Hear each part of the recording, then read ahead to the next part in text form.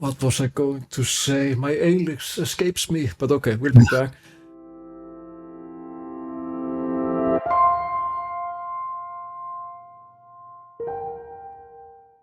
Hello everyone, I'm Nucker from Birds of Play, and I'm here with MJ Gallagher, the renowned author of some great Final Fantasy books.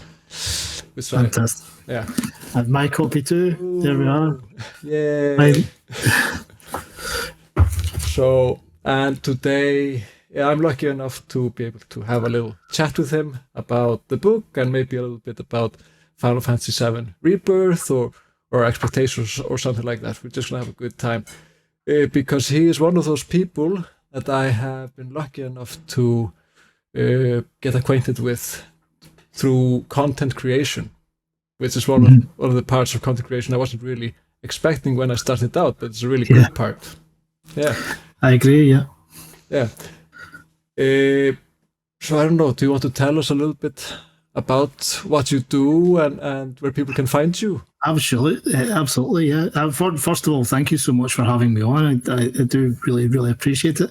I've been a massive fan of your content. You and Piotr have me in stitches all the time. It's your sense of humor is it's so up my alley. It's unreal. I absolutely love it. And it's, you know, I actually really appreciate first of all your sense of humor, but second of all from an academic side, that both of you are incredibly intelligent, and it's such a joy to experience your content. And obviously, last year as well, we had the pleasure of actually meeting in person at CooperCon in Glasgow, my home city, and I had such a wonderful time. So being able to sit down and chat with you is just a pleasure. So thank you again. No problem. Don't mention it. The honor is mine. But yeah, so I have in my hands, like I mentioned before, something very interesting, something that by all accounts maybe shouldn't exist, something that the developers of Final Fantasy VII probably never imagined would exist, but it does exist, and it's quite interesting and a fun read. Thank you.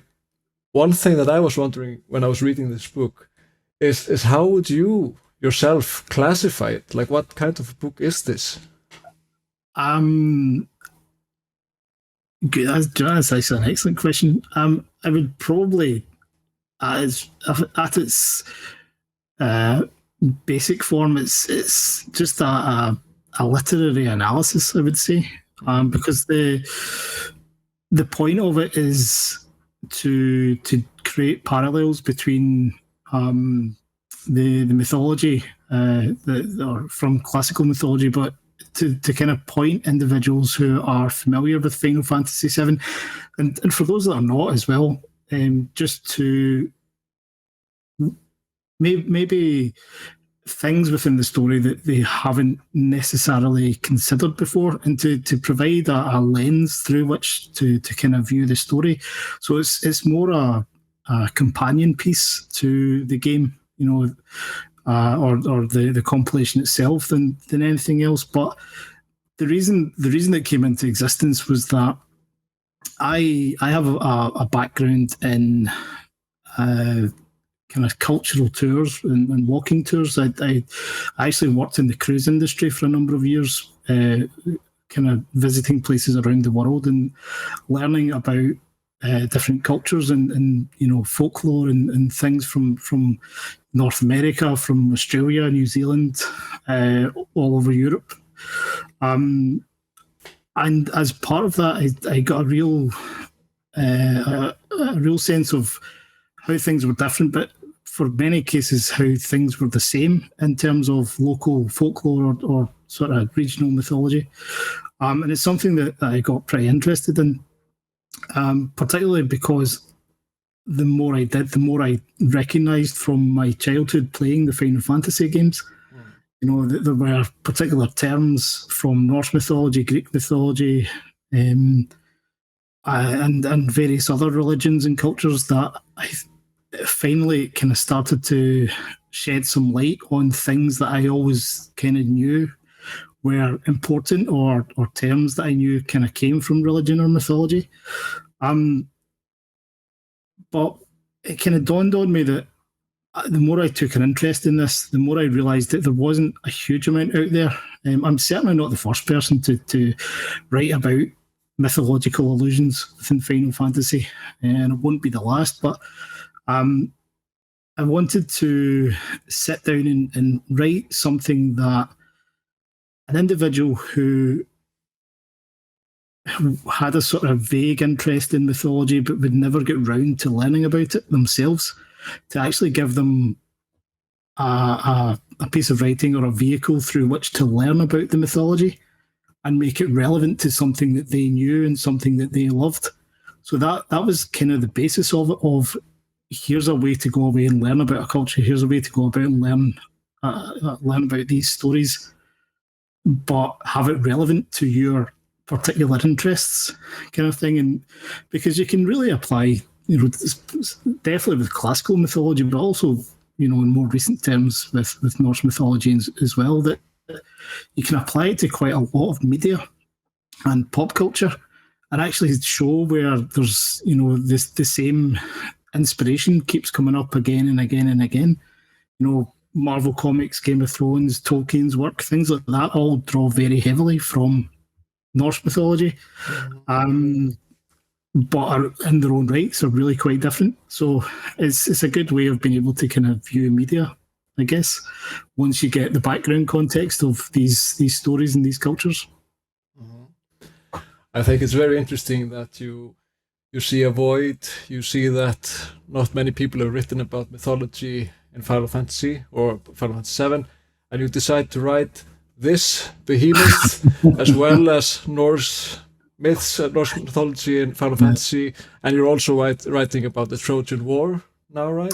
Yeah, so to be honest with you, it was just a total accident that the book ended up this thick. I think it's one of these things that in Norse mythology, when I wrote the book, I knew up front that there was going to be I could easily, because I'd been writing blog posts about this already, I knew that there was enough content to justify writing a book. So I kind of reformatted a lot of what I'd already done. But when it came to the Greek mythology side of things, I'll hold my hands up and admit that I thought there was going to be roughly about the same amount of content, because some of it's not obvious at all on the surface when you play Final Fantasy VII or you play the compilation, Crisis Core, Dirge of Cerberus, things like that. It's not obvious at all that there's actually quite a bit of classical mythology sort of lurking below the surface. It requires someone to point it out to you. But because for a lot of it, I hadn't quite pointed it out to myself yet, I just assumed that all the things that I had already recognised would be there, that was probably about it. And I could justify a book that was maybe the same length as the Norse mythology one. But the more I studied, the more I researched, the more I realised that actually there's even more than I'd identified up front, which is why just the book took much longer to write, just because I went down rabbit hole after rabbit hole and ideas presented themselves by learning about one story. It sort of fed on to the next one and so on and so forth. So yeah, the book was never intended to be anywhere near as big as it is. It's a bit interesting to me. When I read this, it feels like every little theory gets a little bit of room to breathe, like ranging from the very apparent or concrete to the very speculative in a way. And I was sort of trying, because I have a background in academia mostly, and I was trying to sort of wrap this into some sort of theory and trying to sort of differentiate between different types of claims in a way. And what the way I think about this, that this book is making at least 3 different types of claims. One of them is the claim to authorship or authorial intent, that to some extent the developers are aware of these connections, these parallels, and they are building on them, unconsciously or consciously, sometimes even maybe. Yeah. And then we have textual parallels where you're just drawing lines between Final Fantasy VII and Greek myths. And then lastly, we have the educational aspect that you mentioned earlier, where even if it gets very speculative, maybe sometimes, it can still serve as a sort of memorable tool that helps facilitate learning, which I really appreciate. Well, thank you. I think one of the things that I do tend to get people who have not yet picked up the book will look at it on a surface level and think that's all speculative. And for I think one of the disclaimers at the start of the book is that I know that a lot of this is speculative, but it's not grounded in fantasy as such, and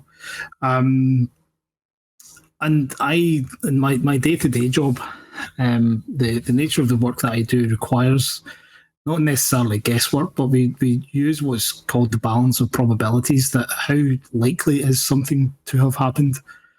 And I sort of applied the same approach here, where you look at the foundations of things that are very clearly derived from Greek mythology, and not only does it seem pretty likely on the surface, but because the lead scenario writer for Final Fantasy VII and for most of the compilation, Kazusuke Najima, his actual job in the years that preceded joining Square and writing Final Fantasy VII was he wrote and directed games about Greek mythology.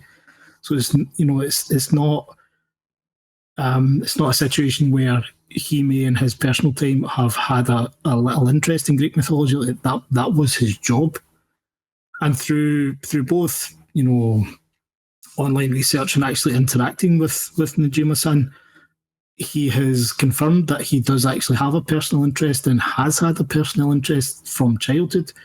So what that allows me to do is to say, okay, well, we actually have definitive proof that he is aware of certain aspects of classical mythology because he has either confirmed them in interviews or with myself, or the game series. The game series itself is called The Glory of Heracles, and it was released. He wrote 3 titles in this series before joining Square, and the games themselves. You can look at what characters or what stories he has sort of injected into these games. Characters such as Heracles himself, characters like, or later on he uses Achilles, and he uses Achilles in a game that was written simultaneous to Crisis Core. So the Trojan War is another one. He makes a number of references to the Trojan War throughout these games. He makes a number of references to Daedalus, the inventor, through these games. So I can take this information and actually prove that the writer of Final Fantasy VII already knows these stories. And from there, you build a foundation of, if he knows these stories, then the likelihood is he would have understood the context here. And if he understood the context in this situation, perhaps he then also understood the context in the next one, and so on. But obviously, the further away from the core evidence you get, the less likely something is, or the balance of probabilities grows lower, and we get into real speculative territory. But there is quite a number of things that there's a lot of evidence to actually back up yes, the writers were already aware of this scenario, so the likelihood is this is deliberate. Mm-hmm. And from there, I can sort of build on, okay, well, here's actually the mythology that provides context to what they are likely to have been doing at this point. And that's kind of the basis of the book. Mm-hmm. So if we use the 3 categories I mentioned, like authorship, textuality, and education, do you think that your readers and Final Fantasy fans in general, maybe, are they most interested in the question of authorship? Or I think they are. I do find there's an awful lot of skepticism with individuals who, first of all, may not be aware of the sort of the background to the development team. They might not be aware of the background to the Final Fantasy series itself, which, you know, from day one, Hironobu Sakaguchi, has been borrowing terms and stories from Dungeons and Dragons, for example, which itself draws very heavily from global mythology. So it's always been there, but the difference with Final Fantasy VII in particular was that Kazushige Nijima already had a background in real-world mythology, so he took it to the next level. But without having that background knowledge or without having that context, I can understand why a lot of people might be skeptical of, you know, or how the mythology has been implemented. Is it deliberate? Is it just coincidental? And are the speculations that I've made, are they just wild? And one of the things that I do try to do is present as much evidence as I can to sort of back up the claims that I've made. But I do understand that, you know, you have to. Some of it will not be right. I understand that that's the case, but it's not necessarily a case of trying to convince readers, because I think if people have picked up the book, the majority of them are open-minded enough to, I guess, understand that, you know, a large chunk of it is likely to be deliberate. But for a lot of it, and the language that I use within the book, I do very deliberately try to say, look, here are the speculations that I'm making. Here is the evidence to support as many of them as I can. You can make up your own mind if you agree or not, sort of thing. Yeah. Do you have like a favorite mythological connection? From classical mythology, I do, and it's there are a couple of chapters within the book that I never expected were going to appear there. But obviously, the more I researched and the more rabbit holes I went down, as I said, it sort of brought to light a number of things that had effectively been staring me in the face for a long time. One of my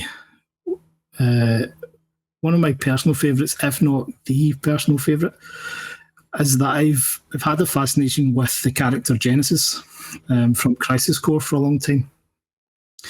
And Genesis is arguably the most heavily inspired character in terms of world religion and mythology, because there are elements to his character that have been plucked from Norse mythology. There's a lot of Judeo-Christian symbolism in there, specifically Gnosticism, in terms of, you know, his name is Self, the connection to apples, and it gets even deeper with his connection to the goddess and things like that. But one of the things that fascinated me the most is that when I started to learn a bit more about the god Dionysus in Greek mythology, and how Dionysus in particular was associated with overcoming death, and that worship of Dionysus was through plays, effectively. And when we get into the situation where Genesis is so heavily connected to the play Lovelace, and Lovelace is performed, and it's the actual original Lovelace is known as an ancient epic poem. You know, this is, we're really getting into Dionysian territory here. Like the annual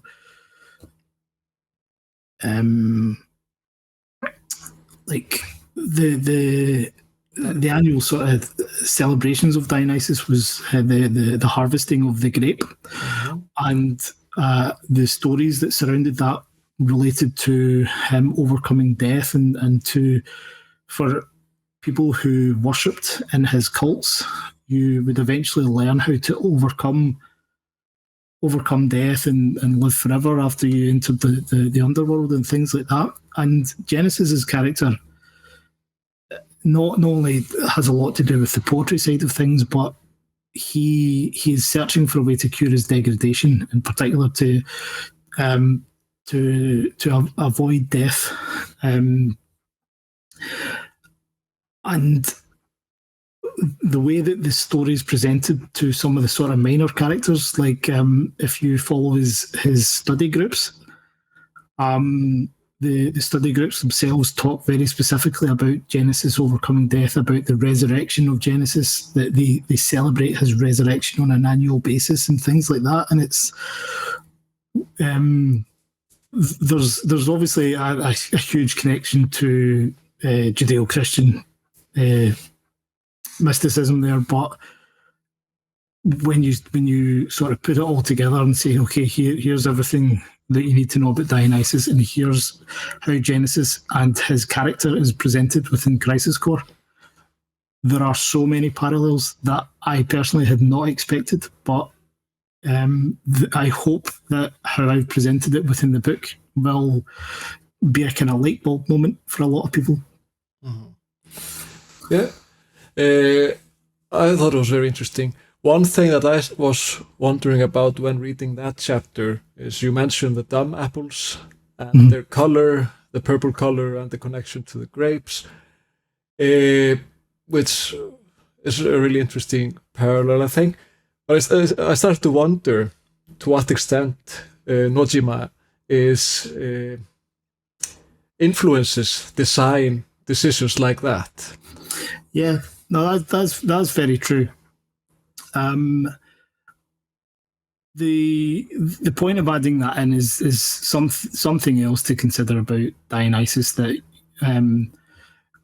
Dionysus, or the dumb apples themselves, I've kind of thrown in this idea of the colour of the dumb apples is purple, which might be a connection to grapes and so on and so forth. What was more important about that parallel is that Dionysus himself is famed for being the individual who invented wine. And Genesis is known as the kid who invented Benora apple juice. So it was the colour of the grapes and the connection to the dumb apples there. That, as you say, we have certain levels of speculation, and the grapes one is sort of pretty wild. Yeah, but it's not as wild as the connection between invention of wine and invention of apple juice, which is definitely not as wild as the connection between Lovelace and Genesis versus Dionysus and his specific association. It was actually through the celebration of Dionysus and the worship of Dionysus that the epic poems even came into, or epic poems that became plays even came into existence. That hadn't existed in Greece at any time prior to that, and how we understand drama as in our own culture is actually based on that as well. Yeah, through the poetics of Aristotle, for example. But yeah, so what was I going to say? My English escapes me, but okay, we'll be back. But yeah, for me, because I can imagine that some people might be critical of some of those speculative aspects. For me, when I keep in mind that some of it is pretty apparent and some of it is just textual parallels. Yeah. And for example, with the dumb apples and the grapes and the creation of wine and stuff like that, for me, that is a very memorable way to remember that part of the history of Dionysus. And I just want to add that for me personally, I enjoyed this book more than Norse mythology, not because it's better or anything like that, but because I have a lot of knowledge about Greek myths already, but it was a very good reminder, I felt. Thank you. Because I'm teaching Norse mythology, so it's fresher in my mind. Yeah. Okay.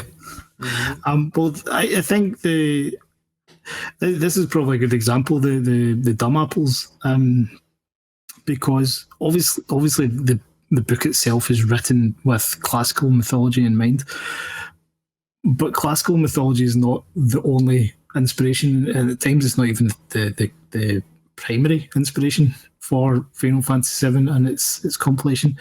There's also a chapter in my Norse mythology books that compares the use of dumb apples and the context of the dumb apples with respect to how Genesis himself and some of his followers actually believe that the gift of the goddess, which will help cure his degradation, are the dumb apples, which I've pointed out parallels there to the goddess Idun in Norse mythology and her apples of rejuvenation. And the point of those is that by consuming these apples, the gods themselves are able to return to youth and therefore stop the aging process. And this is how they remain immortal. So that the gods themselves can die, but it's the aging process that is reversed through Idun's apples. But the apples themselves cannot be picked by anyone other than Idun, which then and we get into this territory of the goddess dispensing apples to effectively reverse the degradation of Genesis. So there's parallels there, but more importantly, like I think if you were to take someone off the street and say to them, you know, there is a character in this game called Genesis and he is connected to apples. What do you think that relates to? 99% of the people are going to say, well, that's quite clearly a reference to the story of Adam and Eve from the book of Genesis. You know, so we're now in a situation that the apples themselves, and it actually goes really quite deep, particularly through Gnosticism and the Gnostic version of Genesis, and how the apples themselves represented knowledge and wisdom. And, you know, like just that one thing, that one connection between Genesis and apples, were actually able to draw parallels to Norse mythology, Greek mythology, and biblical stories. So it's one of the challenges that I do actually have is that I know that there are multiple influences here. But I'm writing a book about Greek mythology, so I can't really get into the other two too heavily. Yeah. And that's the case with the Norse book, and that will be the case with when I eventually get round to writing a book about the Judeo-Christian influences of Final Fantasy VII. So I do kind of recognise that for those who are sceptical or those who think this is speculative, that it's a bit of a balancing act from that. And as I say, Genesis and the Dumb Apples is just one tiny thing. We're dealing with dozens and dozens of examples of that there are more than one religious or mythological or philosophical or psychology, and you know, it's all in there, and it's all absolutely fascinating. Mm-hmm. So one thing that I was wondering about, I think you mentioned it somewhere in the book, that we have not that many maybe names directly related to Greek mythology. Like we don't have Heracles or Zeus or something like that. While we have the Zeus canon in The Spirits Within, for example.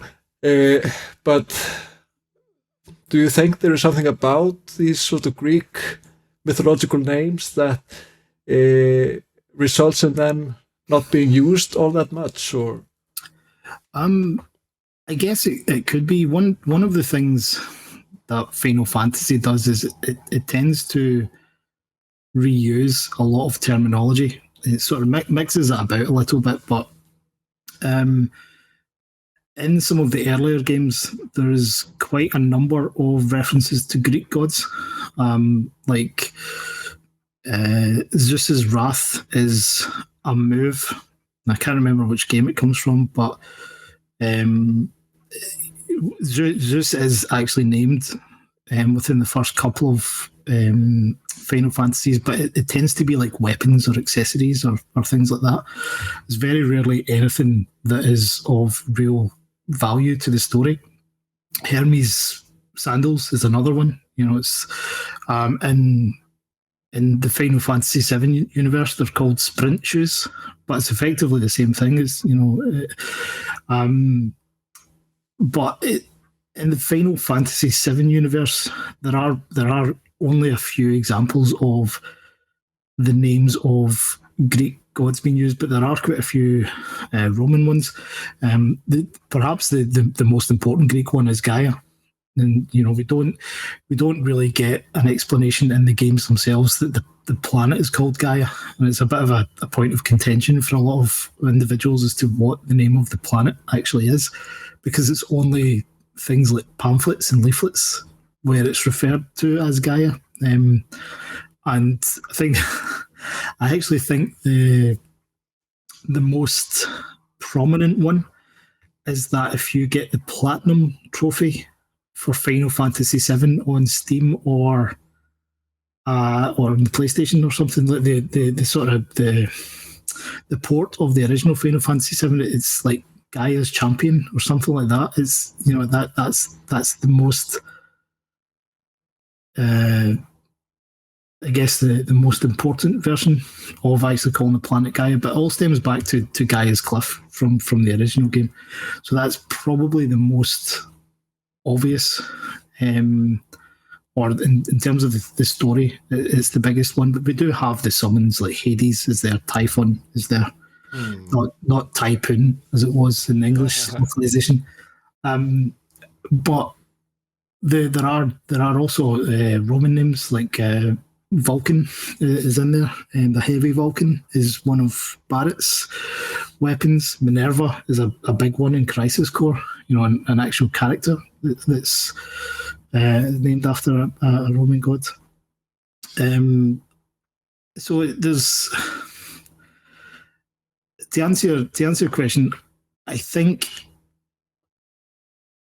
it's maybe just something that they felt had been overused in the past, and to start to get into territory where we are making reference to the different gods without like a lot of I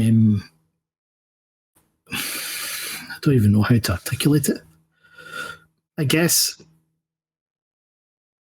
if I was to imagine it, I would imagine it that because of the background that Najima has, maybe he had some influence in saying, I would prefer that the Greek gods are not actually named in this because I've used XYZ elements in my stories and I don't want to create misunderstanding all over the place.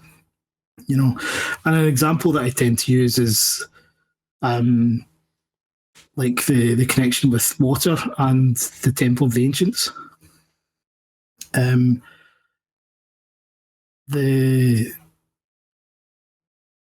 There's actually there's a huge amount of references to water with respect to the Cetra throughout Final Fantasy VII mainly, but elsewhere in the compilation as well.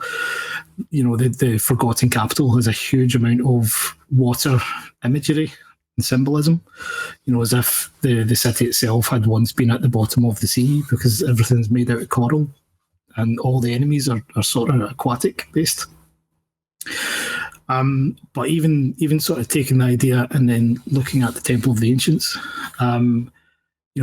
the two weapons that you actually happen to get for Cid and Kate Sith are a trident and it's called the trumpet shell.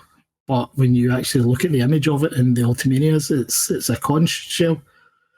And the trident and the conch shell were actually two very powerful symbols in classical mythology. The trident represented Poseidon and the conch shell represented his son, Triton. So, I would argue that it's not an accident that these items that are typically associated with water in classical mythology are also associated with the Cetra, who you can prove through the Forgotten Capital are very, very closely associated with water.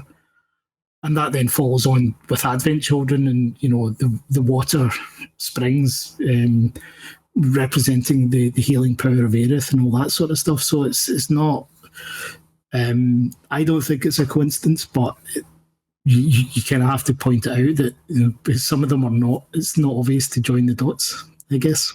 Mm-hmm.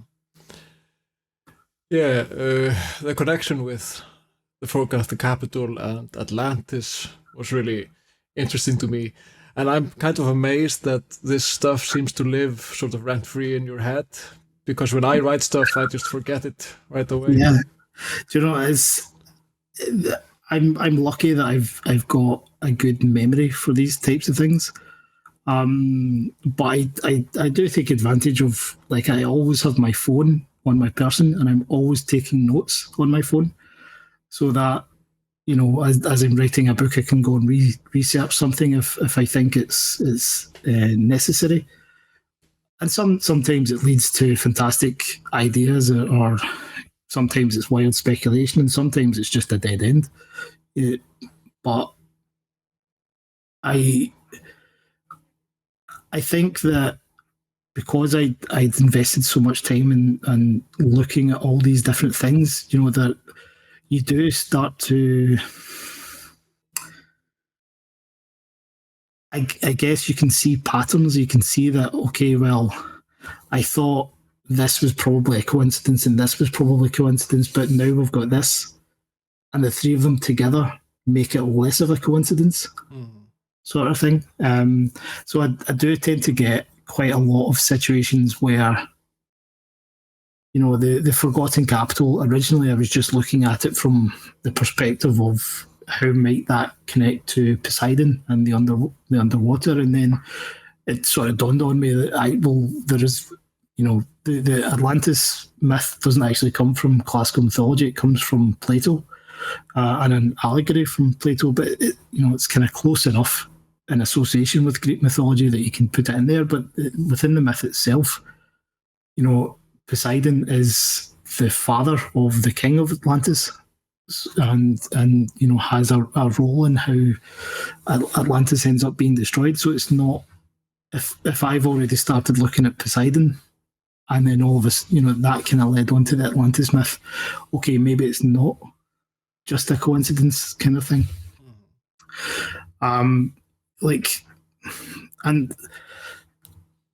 again, like the trident and the conch shell, and then is it a coincidence that the seahorse enemies are present just outside of the Forgotten Capital, because Poseidon was very specifically associated with horses as well. In fact, the half horse, half fish hippocampus, that was his invention in Greek mythology. So there are all these little things that in isolation you would probably think, that doesn't really mean anything, but collectively it starts to paint a picture of maybe there's more to this than meets the eye.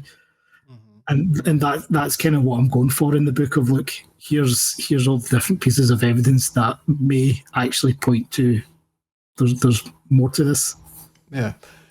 But do you feel like, if they are aware of all these parallels and all these connections, do you feel like they are using them consistently?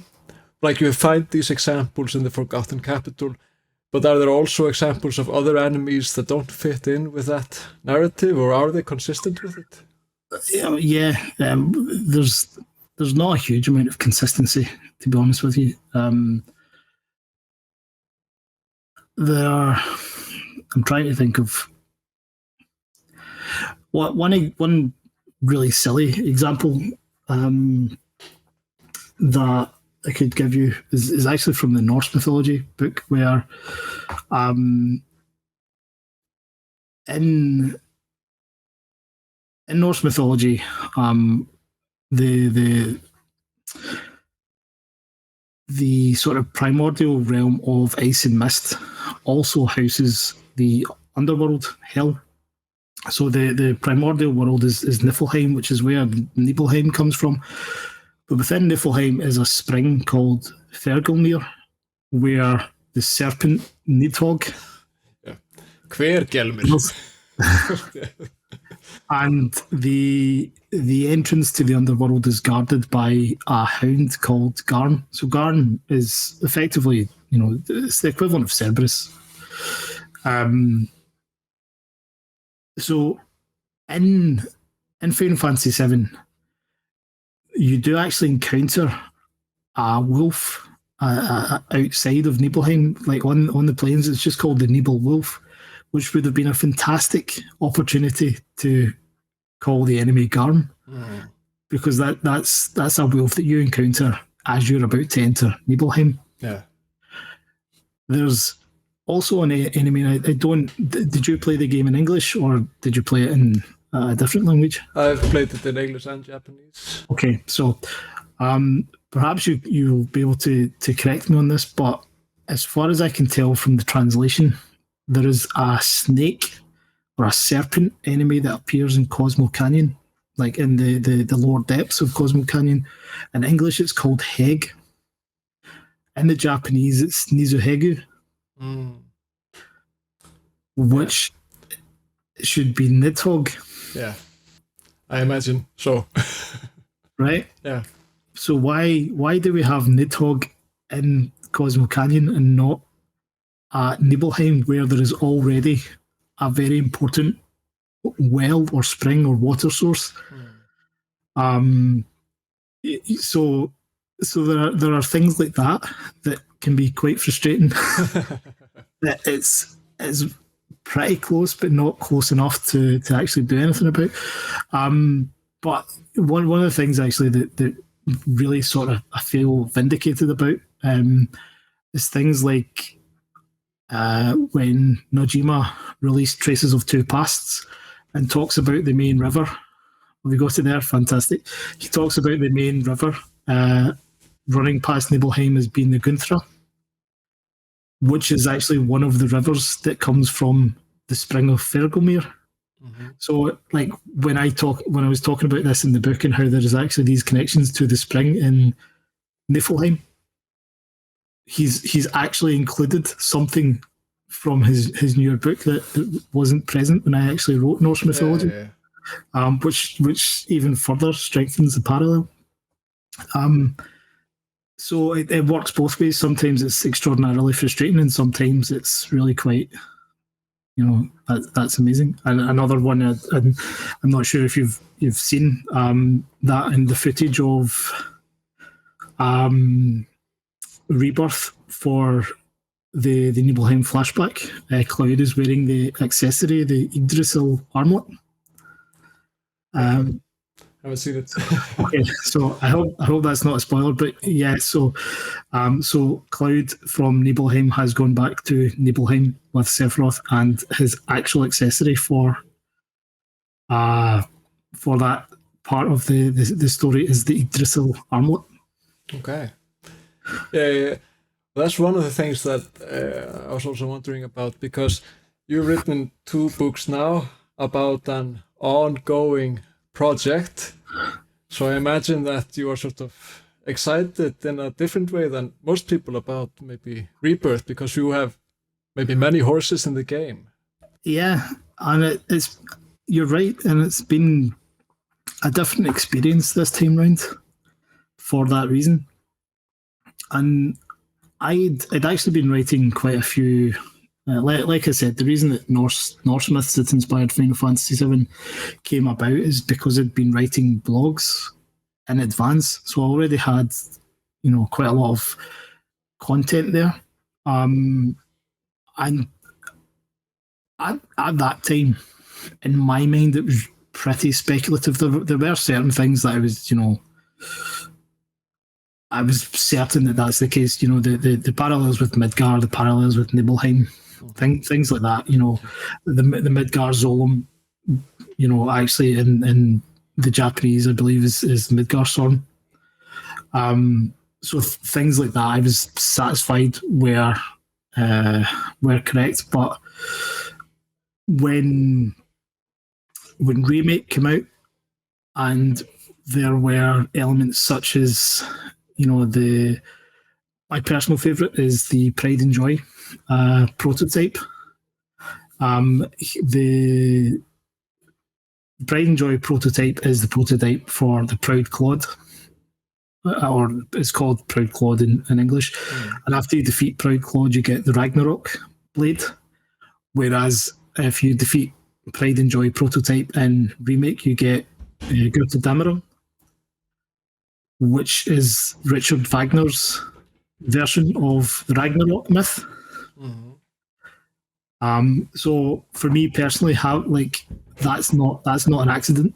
That's whoever, whether it's Nojima or whether it's a different writer, that's someone has understood the connection between Ragnarok and Götterdämmerung and implemented that for Proud Claude and Pride and Joy prototype. So things like that give me a lot of faith that what I'm talking about is not absolute garbage.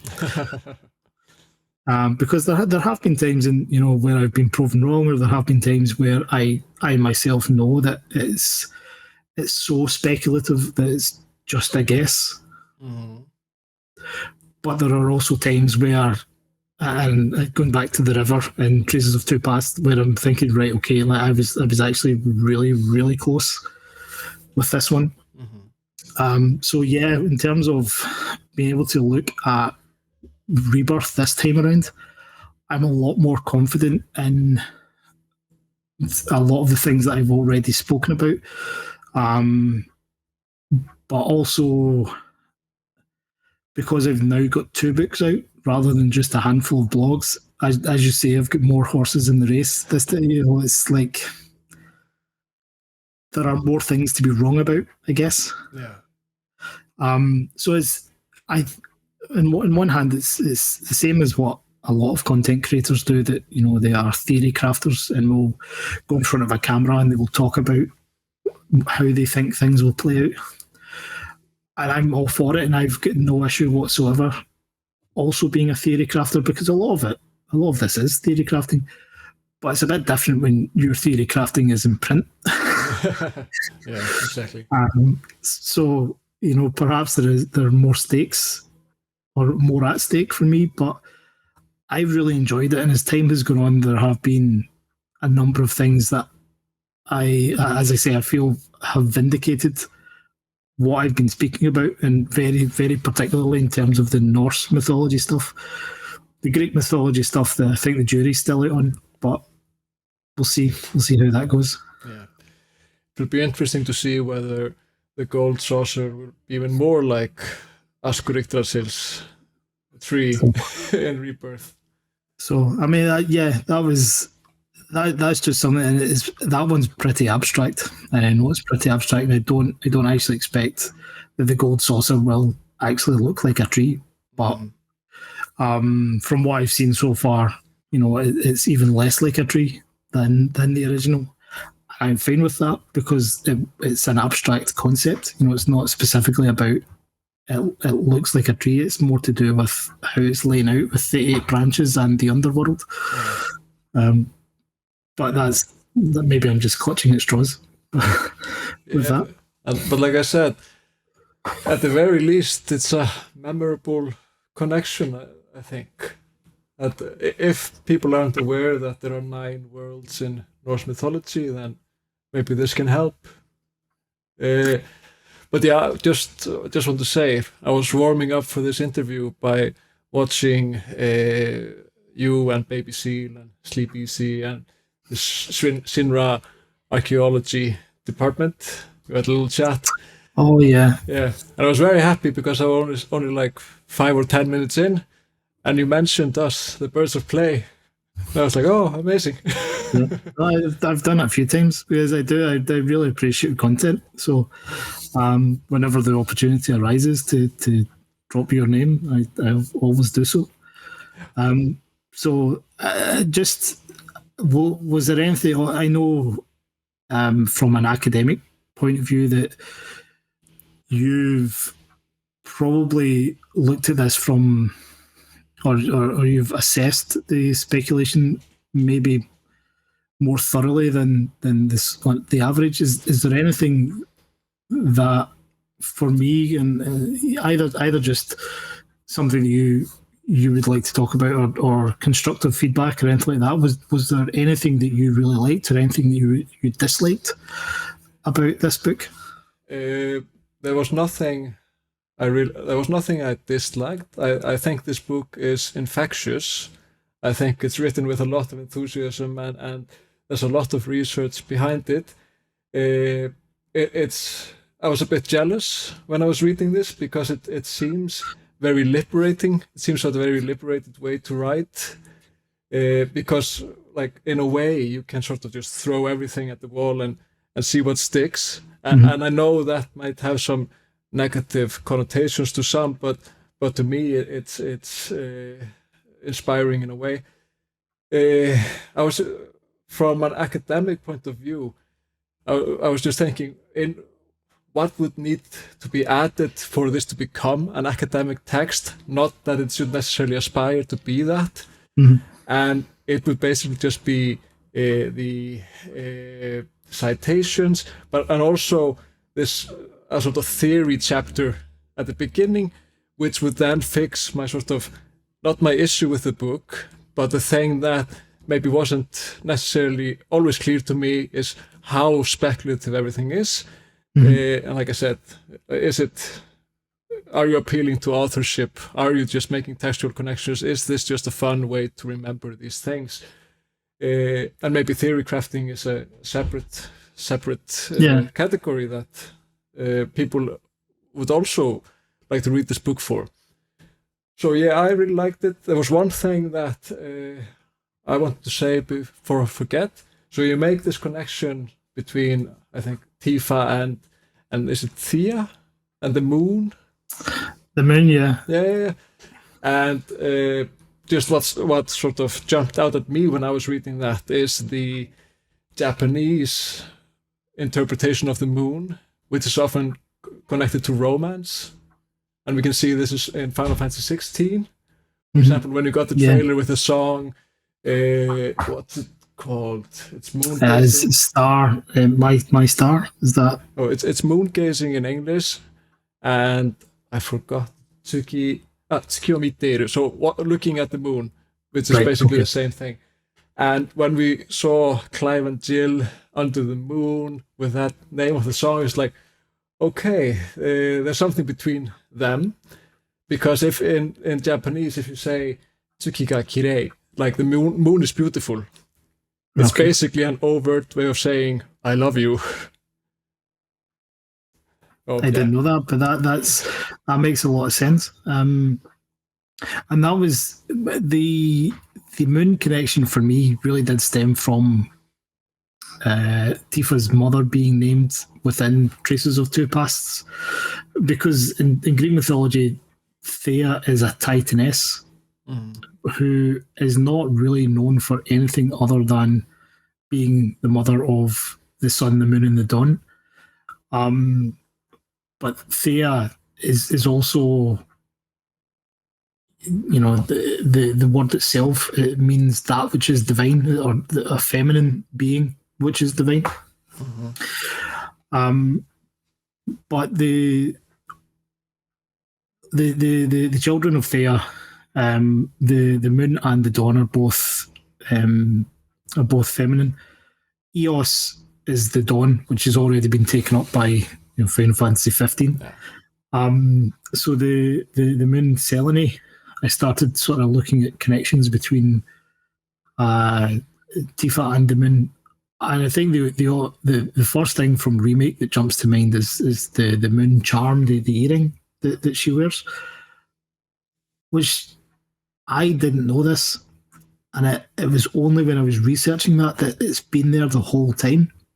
If you ever go back and look at the artwork from Tetsuya Nomura for Tifa in her dress to go to Wall Market, it's actually there in the 1997 artwork. Or would it have been even earlier than 1997, I guess.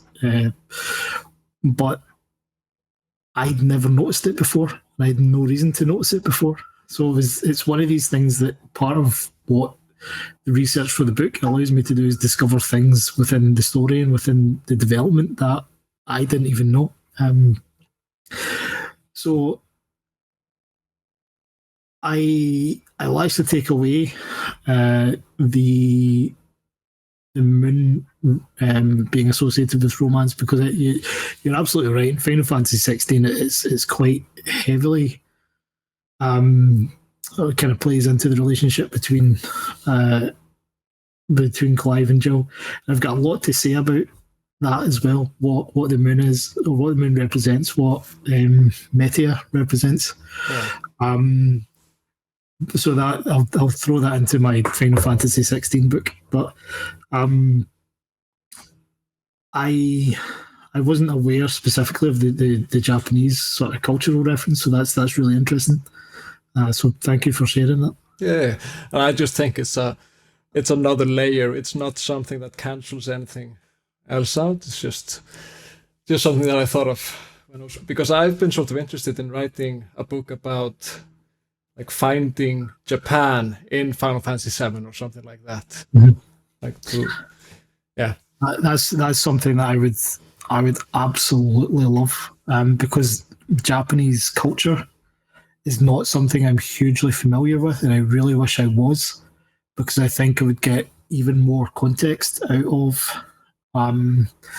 So, one of the things that I've been looking at a lot recently is like the way my mind works is that I can never just settle on one project. So I'm actively writing the Trojan War book, but I've also got the sort of structure in place for Final Fantasy 16 books. But thinking even further ahead, I'm currently doing a lot of research into Xenogears and the impact, or the potential impact, that the story of, or more specifically the development of Xenogears may have had on the development of Final Fantasy VII, because they were in production at the same time. And Tetsuya Takahashi, who is the writer and director of Xenogears, was actually Tetsuya Nomura's supervisor or sort of boss in the years leading up to that. So I think there would have been quite a bit of crossover. But I'm particularly interested in the sort of Judeo-Christian influences, or the philosophy or psychology, and how that would have all played in. I've lost my train of thought. Where was I going? Oh yeah, sorry. So one of the things that really kind of brought up for me was how lacking my knowledge is from the Japanese side of things, particularly Japanese spiritualism, and sort of wider Far Eastern beliefs of the yin and yang and things like that. These are things I'm aware of, but I don't know a huge amount about. So if you were to produce a book that actually gave me insight into that, I would love you forever. So please do that. Yeah, I just need to find the time. That's my secret, is I just don't sleep. I have a job, I have kids, and the only way I can ever produce what I produce is just abandon sleep. Yeah, I tend to abandon my kids instead. So just for my own personal curiosity, what sort of things would, hypothetically, if you were to produce such a book, what kind of core areas would you look at? So I haven't really thought that much about it, but one thing, for example, would be the relationship between Shinra and the Yakuza, or the sort of world that exists behind the scenes in Japan, where people who don't really fit into society still have a place, a code of honor and stuff like that. And even though they are the bad guys, they sometimes come through for society. So that's sort of one thing I would look at. And coming from sort of an academic background, I would sort of first and foremost be concerned with the theory chapter about how it can be very difficult to look for Japan in video games if your intent is to find authorial intent, or sort of this natural Japanese self sort of seeping into the cultural artifact, just because there's a majority of Japanese people working on it. So that's something I've been thinking about. But there's a lot of things we could look at translation, we could take a look at how some characters move or something like that. But yeah, it's something that I've been meaning to look into and maybe try to get some support for writing if I can. Now that Peter has moved to Sweden, we might be able to do, what's it called, the sort of crowdfunding. Oh, yeah. Because it's not available in Iceland. But yeah, so that's not the greatest pitch for a book like that, but I have every ounce of confidence I would be able to pull it off given the time. I think it would be something that would be hugely valuable and hugely appreciated by the community. So if it's something you're serious about doing, then I would love to see it, and I would be more than happy to provide any support that's you feel would be beneficial. So yeah. It's going to be, we have exciting times ahead now because Rebirth is coming out, and we have sort of big plans to milk it for all it's worth in terms of content, which we've had a bit of difficulty doing. For example, Final Fantasy 16 came out and we didn't do that much.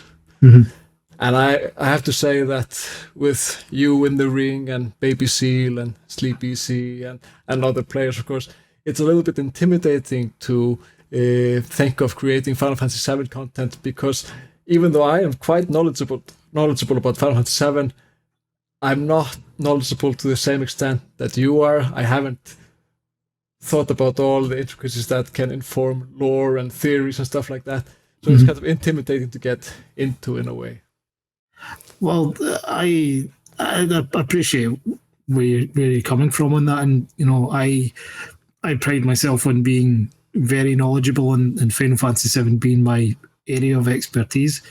But even I feel intimidated sitting down to chat with these guys. So I totally appreciate where you're coming from. But you bring so much value to the table that it would be great to have you at one of these discussions. So if you're ever up for it, we'll try and make it happen. Yeah. Like I bought a new camera, I have a light there. So, because one of the reasons I had always wanted to talk to you, and I've also mentioned it to the Night Sky Prince to have a conversation with him, but nothing really happened. But then Alleyway Jack came to Iceland, and sort of dawned on me that, because you tend to forget that this is content creation is social in a way that not everybody is aware of. We are making friends in a way, and that's one of the beauty of it. So I would love to make more friends. Good. I totally agree that it's both from a networking aspect, but also because you understand the things that are going on behind the scenes, that there is so much time and energy and enthusiasm that is required to produce these things or these videos or content or whatever the particular area happens to be. So to find people who are as invested as you are about the things that you're interested in, it does feel really quite special when you kind of make that connection. Yeah. Right before we started talking, I saw that Baby Seal was online on Twitch, and I clicked on it, and in the chat I saw Professor Noctis and Turquoise Hammer and Sleep Easy. I was like, oh, I'm so alone. But at least I had you here, so I'm not alone. You're not as alone as you think. I'm a poor substitute for those guys, but no, I find that a lot of fun, and I think one of the beautiful things about it is, for most of us, we all have imposter syndrome, so we all think everyone else is much better. But I actually really like helping other people out. Even today, Turquoise Hammer dropped me a message just out of nowhere, asking me to try or to convert text that he had translated from Japanese into English and change the dialect so that it sounded something that was more Scots or Scottish, which was great. And last week I phoned Sleep Easy at 10 a.m. his time just to discuss a theory. Just silly things like that. I really love and obviously the conversations such as what we're having just now. It's I could talk about Final Fantasy VII and any aspect of Final Fantasy VII until the cows come home. So just being given the opportunity is really appreciated. So is there anything you're particularly excited about when it comes to Rebirth? Well, I think you sort of touched it. You touched on it already. That for me personally, I want to see how much mythological references there are there. I want to be surprised by anything that anything that has inspired Rebirth and how it's been implemented. So not necessarily that something has been, but also how it has been. I was blown away by Final Fantasy XVI and how mythology and so many areas of global mythology and religion and like philosophy, psychology, how all of this was immersed, or how Final Fantasy XVI itself was just immersed in all these amazing religious and mythological allusions. And I don't expect that Final Fantasy VII is going to do that because it's never been as on the nose as Final Fantasy XVI was. But having spent so much time researching Najima and knowing that this time around, Najima has an even, like, when Final Fantasy VII itself was written, the premise was the idea of Sakaguchi and then Nomura, and then they gave the premise to Najima, who was assisted by Katase and a number of other kind of scenario writers who had smaller and more localized bits of input. But after that, Najima has actually been the lead. And he's the one that I have the most interest in because he's the one that has proven time and again that he is very heavily invested in mythology and does like to inject mythology into his stories. And because it's the same for the remake project, that Najima is the lead on the plot elements, I want to see how much influence he's had there. I want to see him, continuing with more of the same. And I think from the tidbits of information we have and bits of video and whatnot, I'm pretty sure there's going to be even more in there than I was expecting, and I can't wait to see it. I'm really excited about the changes. I know for an awful lot of people, deviation or too much deviation from the main story is not really what they want, and I totally get that. And I would prefer that they didn't go or deviate too hard, but I want to be surprised. I want to see new content. I want to. I absolutely love Zack, so I can't wait to see Zack's part of the story, even though, as far as my understanding is, that it is completely new, completely fresh, not like anything we've seen before. And I'm here for it. I've made my peace with the fact that it's not a one-to-one remake. Mm-hmm. So now I just want new, fresh content with as much mythology crammed in as possible. Yeah. Particularly mythology that I've already made reference to, thus proving me right. Yeah, exactly. What about you? Just quickly before we move on. Yeah, well, I think of it a little bit. I think a little bit about like Star Wars for me. What's it called? The sequel trilogy. So because for me, in the sequel trilogy, I wanted as many references to the prequels as possible. I wanted them to be acknowledged. Yeah. And in the same way, I want Deep Ground to be acknowledged in Rebirth. I want Genesis to be acknowledged. I want all that stuff that people are sort of on the fence about to just be pushed out, and we just have to deal with it. Yeah, I agree. And, you know, before episode intermission, I don't think anyone would have believed that you would be able to take the Dirge of Cerberus content, or specifically the Deep Ground content, and apply it to the remake story and have it seem so, and natural is maybe not the right word, but not out of place. How they handled the Deep Ground content was unbelievably good, which has given me faith in how they might start to implement other elements of Dirge of Cerberus, or, you know, I do think we will see Genesis in Rebirth. I think we will specifically see Genesis in the Zack timeline or world, or whatever we want to call it. I think his role in the story will be very different to what it is in Crisis Core.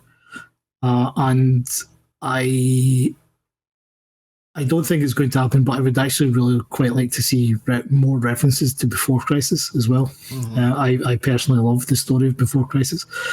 How they would go about doing that, I suppose in the Zack storyline they've got free reign, but I would like references to Verdo or to Elf or things like that, you know, in Cloud's world, because they all, again, Traces of Two Pasts has already, you know, laid a trail of breadcrumbs with respect to that. They've already acknowledged that Elf was the leader of Avalanche, you know, at the time of when Tifa met Barrett. So there is no reason that they couldn't implement it. So I'm really quite hopeful of finding stuff. And again, new content is, you know, no one has spoken about it in quite a while, but there does seem to be a subplot to do with Gilgamesh as well. So just content like that, like, please, I will lap that up. Just give it to me right now. Yeah, I love it when it pays off to sort of be invested, because for better or worse, they are sort of structuring a narrative that is unfolding over the span of many years, and they are trying to get us excited. And if that's the game they're going to play, I hope they play it all the way, in a way. Exactly. Yeah. I remember, yeah. Mm-hmm. But yeah, so I don't know, for some reason I just want to profess my love of Crisis Core all of a sudden. And the remaster, I think that was way better than it had any business of being. Yeah, exactly. That is almost to a word. That is what I wrote on Twitter afterwards. It has no right being this good. Yeah.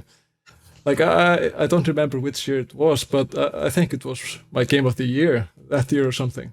Like, this is the best game I played, even though I already played the older version, or the original version back in the day.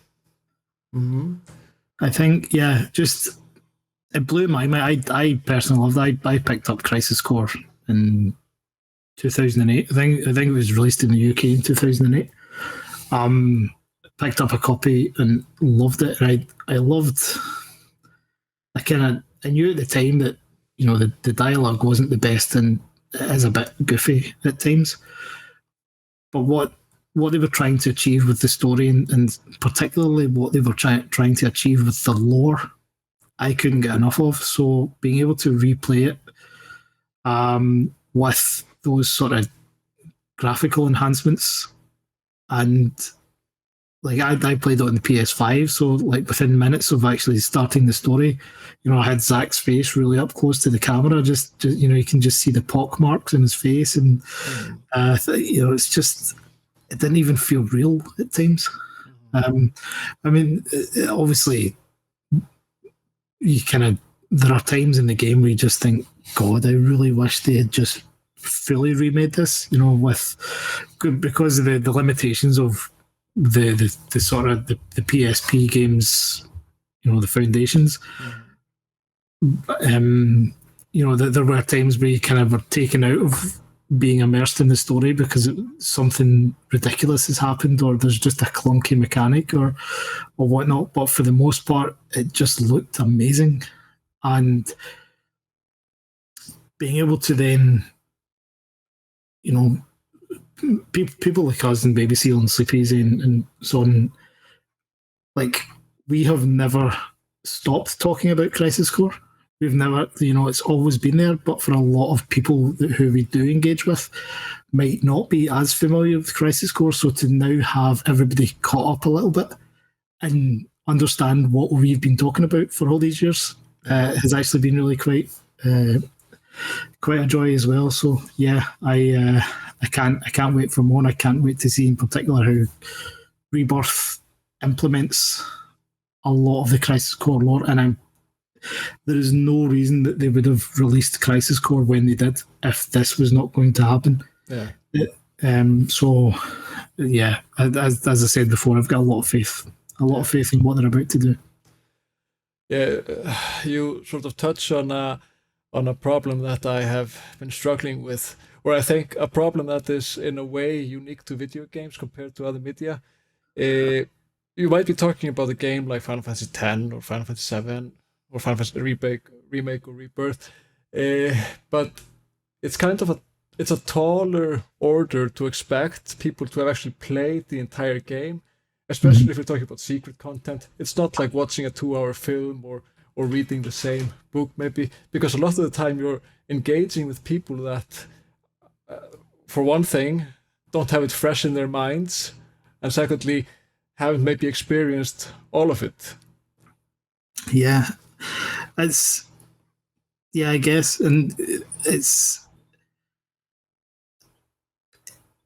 seems to create unnecessary arguments, particularly on Twitter, where people quite happily tell me that I'm wrong and then later admit that actually they've only watched part of the game on YouTube rather than delve as deep into it as we have. And I would agree that you kind of have to be a super fan to even things like, a good example would be Game of Thrones, where at the height of its popularity, you could have a conversation with people about Game of Thrones, and you would have the people who had watched the show, or you had people who had watched the show and read the books, or you had people who had watched the show and read the books and read the supplementary material and follow George R. R. Martin's blog and actually know what's going on in his life,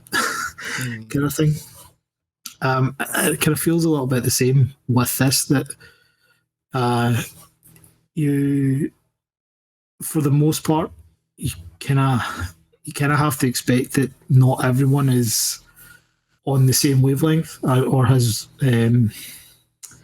sort of studied the material to the same extent as you have. And I understand that that's the case. And, on one hand, I like being someone who's dedicated that much time and is knowledgeable, but on the other hand, it can get really frustrating when people argue with you, even though they don't know what they're talking about. Yeah.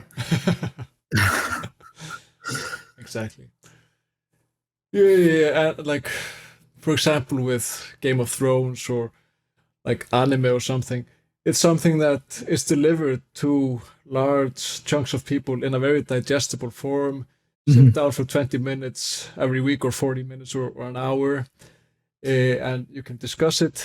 But here we are, sort of, we play a 40-hour game or more if we do everything, and then we wait for a few years, and then we do it again. And it creates a sort of, it creates different conditions for discourse or conversations to happen.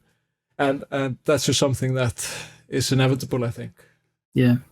And you know what? It's an interesting point to bring up because it's something that I kind of struggled with a little bit, and particularly with writing the Greek myths book, because I found that specifically with both Remake and Crisis Core, the content that he spoke about, quite a lot of it required background context that you will only find in the Ultimanias.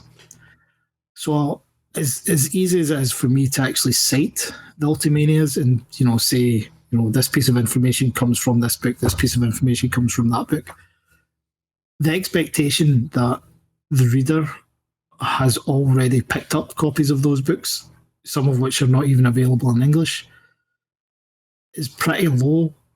So it kind of means that the argument, irrespective of how strong the argument is, the argument that I'm making is perhaps something that is totally new to them.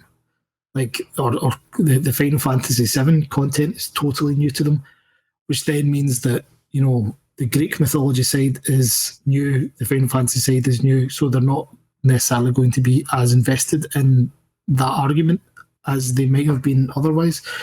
I definitely found that to be problematic when I was writing the book of, is it even worthwhile taking some of the arguments to that depth?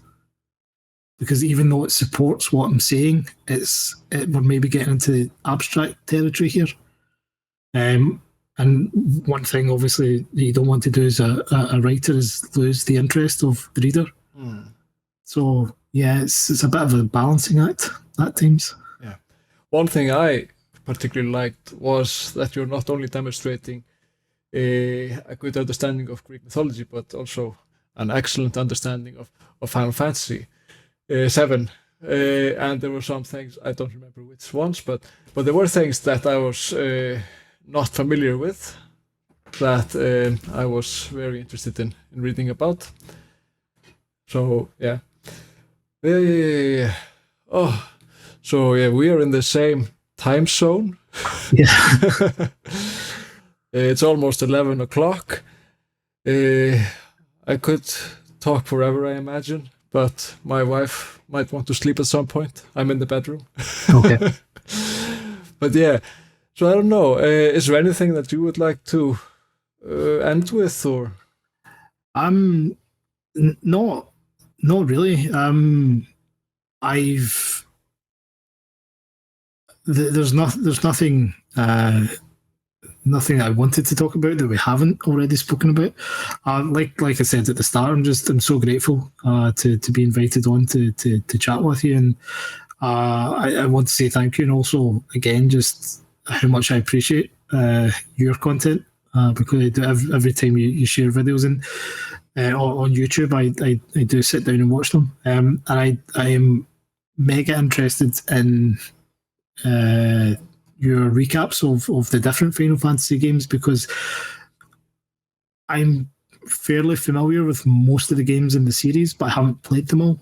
So I find it really interesting every now and again to go back and refamiliarize myself with those titles that I've not played. And I always find new things, particularly, I feel as if I'm never switched off from learning, and I'm never switched off from taking information that I might be able to implement into future books. Particularly when it comes to the development side of things, that if people like yourself will put forward pieces of information or story recaps, and within that something will trigger an idea of, okay, so they already had this piece of Greek mythology or Norse mythology or Judeo-Christian mysticism up here in a previous game, so there is already precedent for it, which means it's easier for me to argue that it's likely to be the case in Final Fantasy VII or things to that effect. As I mentioned, kind of looking a lot at Xenogears at the moment, there's all sorts of things coming out of there that is improving my understanding of Final Fantasy VII's development and what ideas may have been crossed over, because a lot of the team had already worked together in previous Final Fantasies, and the whole thing was being overseen by Sakaguchi and so on and so forth. So I really, really appreciate having having pieces of work like that you and Peter have produced, that I can just go and immerse myself in it and or learn something new. So thank you for that. Yeah, that's high praise, and likewise, I love that there is someone in the Final Fantasy community that is making something like this, and not just this, other books as well. And I would say if I were to summarize this, it would be something like everybody who is vaguely interested in Final Fantasy VII and mythology should get this book. And I would also just like to thank you for taking the time to chat with me. And I am excited for the future because hopefully we will get to chat some more at a later date, and maybe I can make some more friends somewhere along the way. Absolutely. We should totally do it again after Rebirth and just sort of share our ideas on, or compare how we felt it might go and what we wanted to see in Rebirth versus, how it transpired. So yeah, that would be excellent to sit down and have a chat. Yeah, that sounds great. So I would just say maybe don't forget to follow MJ on Twitter, Final Fantasy VII Novels, but with the Roman spelling. Yeah, so FFVII novels. Definitely not FF7 novels. That's somebody else entirely. Yeah. And yeah, the social media or Twitter is where I'm most active on social media. And if you're interested in picking up copies of the book, both Norse myths that inspired Final Fantasy VII and Greek myths that inspired Final Fantasy VII are just available on Amazon. So it's available worldwide. So just whatever your kind of local region is, please do check them out. And if I'm all over the place on both literally on different platforms and social media, but also all over the place mentally. So if you have something that you would like to discuss or just want to reach out and say hi, please do. I love making new contacts and just talking about Final Fantasy VII. So yeah. So everybody do as he says, and if I am allowed a personal agenda, I would really love for his YouTube channel to reach 1,000 subscribers. So go subscribe to his YouTube channel. Yeah, okay. I keep forgetting I have a YouTube channel. Yeah, so my there's a lot of sort of chats about Final Fantasy VII and so on. I produced a 32-part video series for KuppleCon, which sort of broke down all the lore and sort of Easter eggs in Final Fantasy VII Remake. So if you are looking to refamiliarise yourself with the remake story with Rebirth just around the corner, then that's maybe something else to do as well. So that would just be on KuppleCon's channel. But if you're looking for me, and most recently I've just been uploading some Final Fantasy 16 myth content, but I'm just at MJ Gallagher on YouTube as well. So yeah, please do stop by.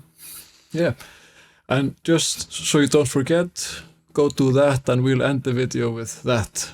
Thanks for listening, thanks for watching, or however you did it, wherever you did it. See you next time. Bye. Thank you, guys. Bye. Oh wait, caw. Yeah, we're birds. Yeah. Okay.